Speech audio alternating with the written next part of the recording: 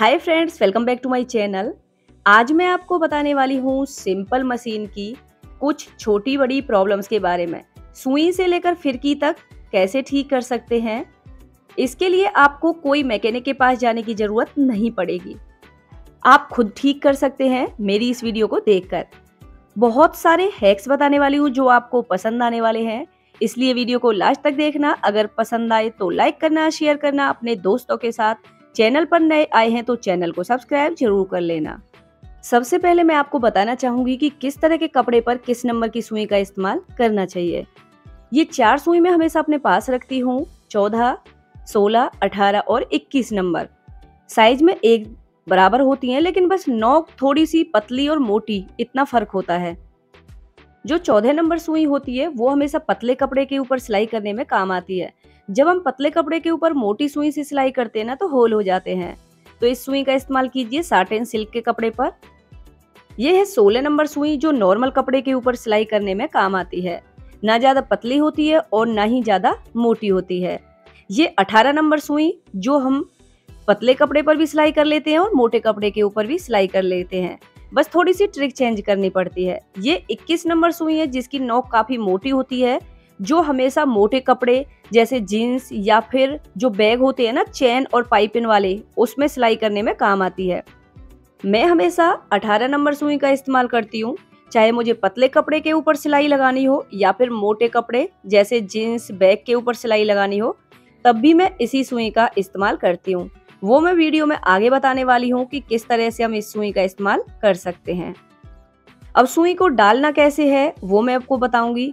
सुई का एक फ्लैट एरिया होता है बिल्कुल प्लेन, और एक साइड होती है इसकी राउंड शेप में।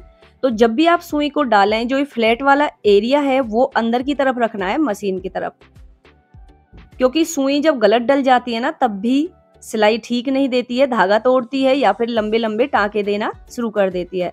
तो इस तरह से सुई लगाइए, जो ये फ्लैट वाला एरिया है ना वो अंदर की तरफ रखिए। पेज को टाइट से कस लीजिए, तो ना तो सुई धागा तोड़ेगी और ना ही सुई हमारे लंबे लंबे टाँके देगी। दूसरा, सुई डालने के बाद चेक कीजिए कि सुई प्रॉपर इस होल के अंदर जानी चाहिए। तो इस तरह से घुमाकर देख लीजिए हैंडल को। उसके लिए पेज को टाइट से कस लेना है, लूज नहीं रहनी चाहिए। और दूसरा, जो हमारा फुट होता है ना ये मशीन का, वो इधर उधर सरक जाता है, जिसकी वजह से सुई होल के अंदर ना जाकर इधर उधर चली जाती है और फिर वो टूट जाती है। तो जब ये टेढ़ा हो जाता है, प्लास से इसे थोड़ा सा इधर या उधर कर सकते हैं ताकि सुई प्रॉपर होल के अंदर जाए। ये देखिए, ये जरूर चेक कीजिए, इस कारण से बहुत सारी सुई टूट जाती हैं। अब मैं आपको सिलाई दिखाती हूँ लगाकर। कई बार जब हम सिलाई लगाते हैं ना तो सुई की नोक मुड़ी रहती है या फिर जंग लग जाता है, जिसके कारण सुई कपड़े के धागे को सिकोड़ लेती है। ये देखिए, और हम सोचते हैं कि मशीन में खराबी है। इसके लिए मशीन में खराबी नहीं है, इसकी सुई में खराबी है। और वो हम कैसे ठीक कर सकते हैं वो मैं आपको बताऊंगी। इसके लिए सुई को बेकार समझकर फेंकने की जरूरत नहीं है। पेज को खोलना है, सुई को इसमें से निकाल लेना है। सुई की जो नोक है उसे हम कैसे चेक करें। देखिए, सुई की नोक बिल्कुल बारीक होती है, वो कई बार मुड़ जाती है इधर की साइड से।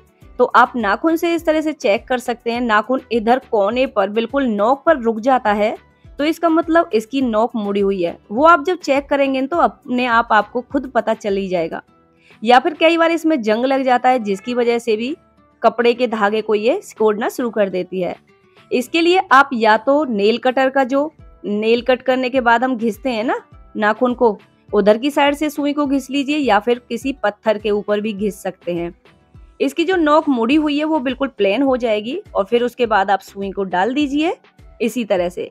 ये देखिए, जो फ्लैट वाला एरिया वो मैंने अंदर की तरफ रखा है। और इसके बाद मैं आपको सिलाई लगा कर दिखाती हूँ। सिलाई एकदम से प्रॉपर आएगी, क्योंकि उसकी जो नोक मुड़ी हुई थी वो बिल्कुल एकदम से सही हो गई है। ये देखिए, जब सुई की नोक मुड़ जाए तो आप उसे खुद ही ठीक कर सकते हैं। मेरे पास बहुत सारे कमेंट आते हैं कि जीन्स के ऊपर सिलाई लगाते समय हम किस नंबर की सुई का इस्तेमाल करें। देखिए, मैं आपको पहले भी बता चुकी हूँ कि मुझे पतले कपड़े के ऊपर लगानी हो सिलाई या मोटे कपड़े के ऊपर, मैं 18 नंबर सुई का ही इस्तेमाल करती हूँ। अब ये जीन्स है, इसकी कमर हमें थोड़ी कम करनी है। अब हम इसे ना अंदर की तरफ फोल्ड करेंगे तो ये डबल हो जाएगा। आप बोलते हैं कि इसकी नोक मुड़ जाती है सुई की या टूट जाती है। देखिए ये ट्रिक कर लीजिए, साबुन लेना है नहाने वाला, सुई के ऊपर घिस लेना है और थोड़ा सा जहां पर भी आपको सिलाई लगानी है ना, जीन्स के ऊपर या किसी भी तरह के मोटे कपड़े के ऊपर।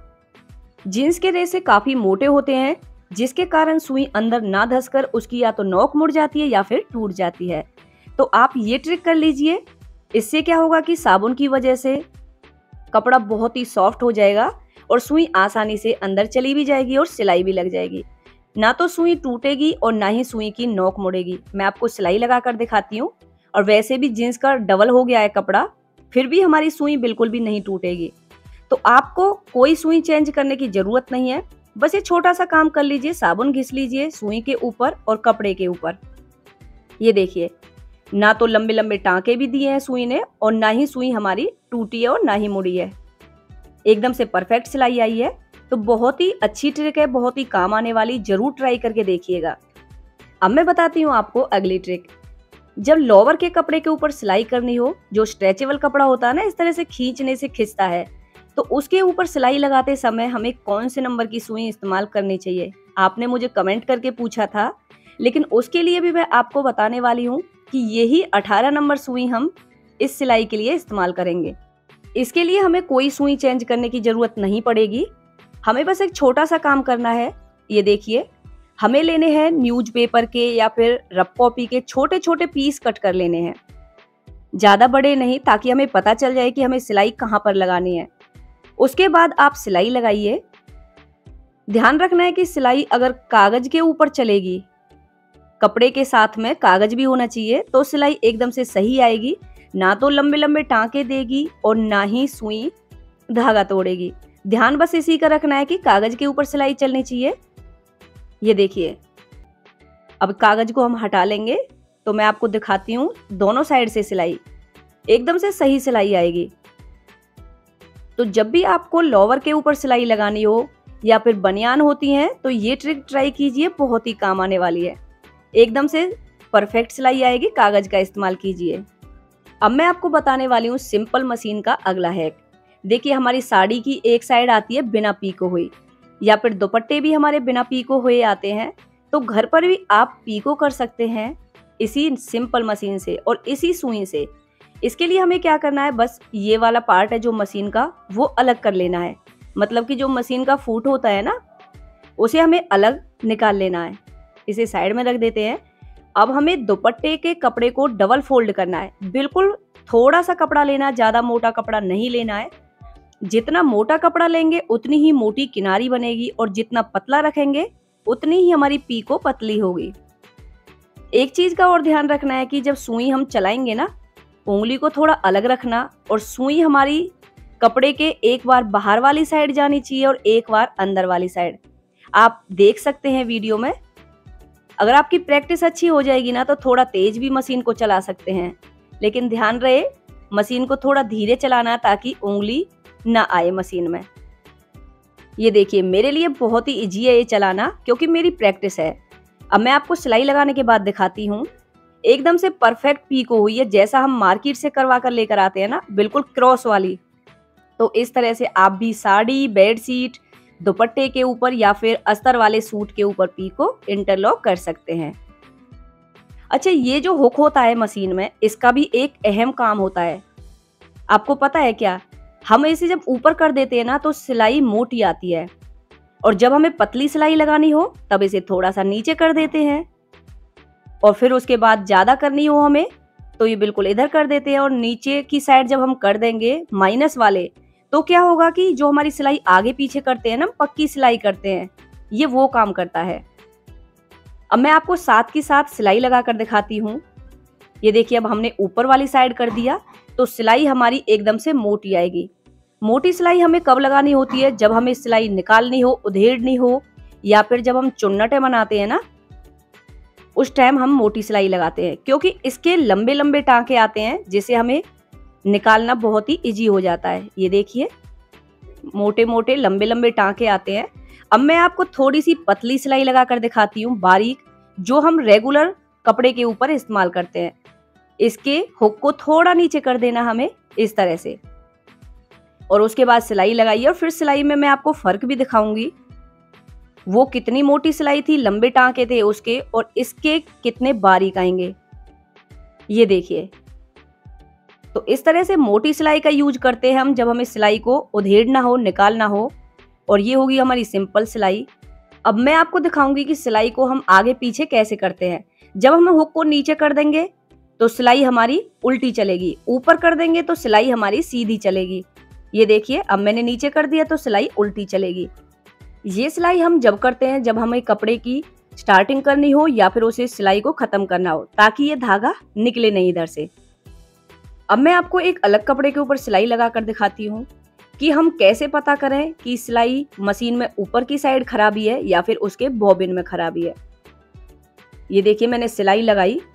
जब ऊपर वाली साइड है जो हमारी, उधर सिलाई खराब हो तो समझ जाइए कि इसके नीचे वाली साइड मतलब कि बॉबिन के अंदर कमी है। कमी क्या है वो मैं आपको दिखाने वाली हूँ। बॉबिन को हमने निकाला।